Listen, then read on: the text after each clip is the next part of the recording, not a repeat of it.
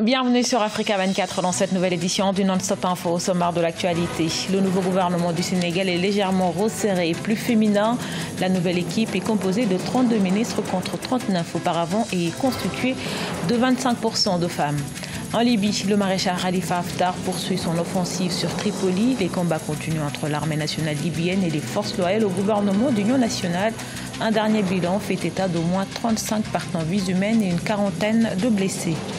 Et cette mesure symboliquement forte au Zimbabwe, le gouvernement annonce l'indemnisation des fermiers blancs. Ils avaient été expulsés de force lors de la réforme agraire lancée au début des années 2000 par l'ex-président Robert Mugabe.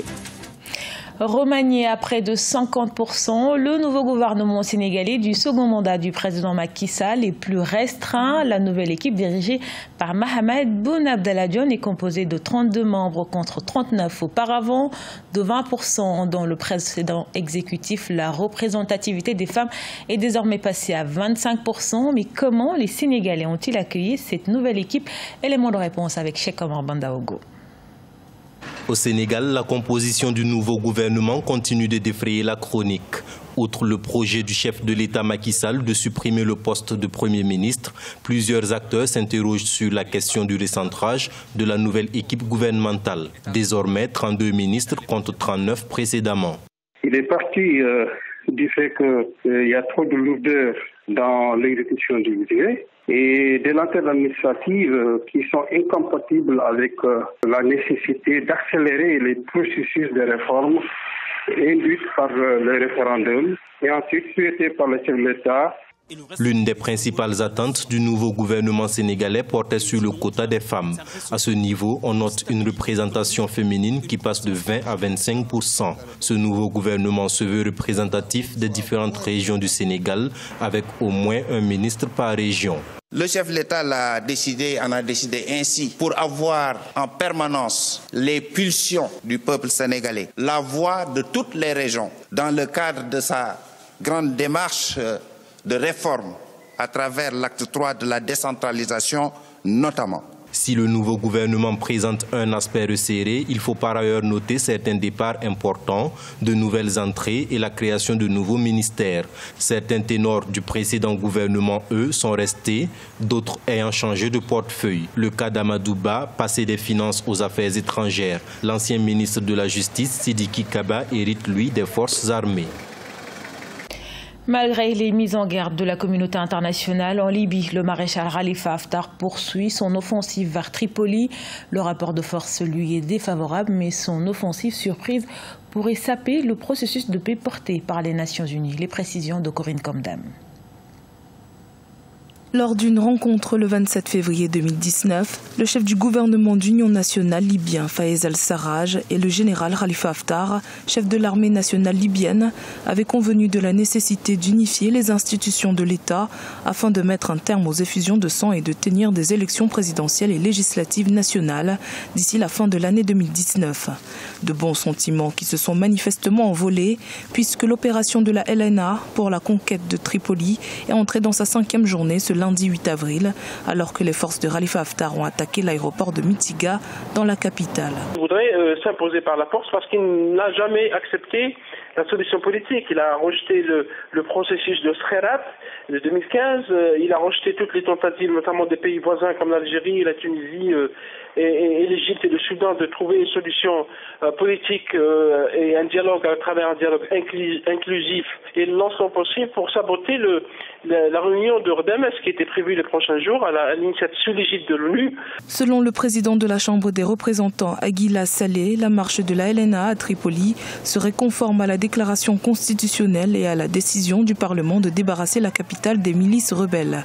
À Tripoli, le chef du Conseil d'État, Khaled al-Mishri, a annoncé qu'il rejetait l'opération de l'armée du général Haftar, appelant la GNA à émettre un mandat d'arrêt contre lui. Haftar ne veut pas de solution politique à la crise, il veut une solution militaire pour s'imposer par la force chef de l'État libyen ou chef du futur État libyen, parce que l'État libyen maintenant est un peu éparpillé et là il compte sur le soutien étrangers sous prétexte de lutte contre les groupes djihadistes et sous prétexte de lutte contre le terrorisme. Le général Khalifa Haftar, l'homme fort de l'Est libyen, qui commande environ 25 000 combattants, a lancé son offensive la semaine dernière pour capturer la capitale Tripoli. L'offensive, qui était supposée être prompte et efficace, s'est heurtée à la défense du gouvernement d'union nationale de Fayez al-Sarraj. Maintenant, elle revêt le spectre d'un conflit mortel. Selon la GNA, au moins 32 personnes ont déjà perdu la vie et environ 50 ont été blessées lors des combats qui ont débuté la semaine dernière. Et c'est l'une des conséquences de l'offensive du maréchal Haftar en cours à Tripoli. La conférence nationale sur la Libye parrainée par les Nations Unies a été reportée. La rencontre devant réunir les Libyens autour d'une table de négociation devrait se tenir dans la ville de Ghadams, une oasis de l'ouest du pays, pour tracer l'avenir politique de la Libye. Le représentant spécial auprès de la mission des Nations Unies en Libye, Gassam Salamé, a toutefois exprimé sa détermination à organiser la rencontre dans les meilleurs délais. Ils avaient été expulsés de force par la réforme agraire lancée au début des années 2000 par l'ancien président Robert Mugabe au Zimbabwe. Les fermiers blancs vont être indemnisés à compter du mois de mai par le président Emmerson Mnangagwa. Le nouveau chef de l'État a fait de la relance de l'agriculture l'une des pierres angulaires de ses réformes économiques. Solène Duplessis. Près de 4000 fermiers blancs au Zimbabwe s'étaient vus retirer leurs terres après la mise en place d'une réforme agraire lancée par l'ancien président Robert Mugabe début des années 2000. Une réforme décriée que l'actuel gouvernement souhaite désormais corriger. Le ministère des Finances a pour cela annoncé l'indemnisation d'ici mai prochain des milliers de propriétaires blancs expulsés. Cette compensation est inscrite dans notre constitution et de ce que je sais, c'est une obligation constitutionnelle. Je veux régler tous les problèmes et les disputes autour de la résolution de la question des terres. L'expropriation des fermiers blancs visait à rendre aux fermiers noirs leurs terres confisquées lors de la colonisation. Pourtant, depuis la mise en place de cette mesure, le pays, alors considéré comme grenier à blé de l'Afrique australe, est confronté à une importante crise économique et une pénurie de nourriture. C'était aussi une façon pour le gouvernement de juguler la crise alimentaire qui a été induite non seulement par la mauvaise application de cette réforme agraire, parce que les agriculteurs blancs ont fait du Zimbabwe les greniers de l'Afrique. Mais avec cette réforme, le Zimbabwe avait perdu cette place-là, n'était plus dans son piédestal. Donc, c'est une façon de juguler la crise alimentaire qui pointe au Zimbabwe. Afin de résorber la crise et attirer les investisseurs, l'actuel président Emmerson Mnangagwa mise notamment sur l'agriculture. Son gouvernement a prévu un budget de 53 millions de dollars en 2019 pour indemniser les propriétaires expulsés. Il a également ordonné l'évacuation des fermes occupées illégalement et la prolongation de 5 à 99 ans du bail des fermiers blancs épargnés par la réforme agraire. C'est une bonne nouvelle pour les autorités centrafricaines. Le Conseil de sécurité de l'ONU a adopté ce mardi à l'unanimité une déclaration pour un assouplissement de l'embargo sur les armes. Cette levée est demandée depuis longtemps par la Centrafrique. Le pays qui affirme que l'embargo imposé depuis 2013 l'empêche de lutter efficacement contre les groupes armés toujours actifs dans la majeure partie du pays. Ces groupes rebelles qui contrôlent jusqu'à 80% du pays. Le Conseil de sécurité se donne jusqu'au 30 septembre prochain pour décider de réexaminer l'embargo sur les armes. Il est décrit comme le plus jeune DJ du monde. À seulement 6 ans, DJ Arch Junior réunit des foules de centaines, voire de milliers de personnes pour les faire danser. Un talent auquel le jeune Sud-Africain s'est exercé dès le berceau. Plus de détails avec Gladys Mwamba. J'aime faire danser et crier les gens.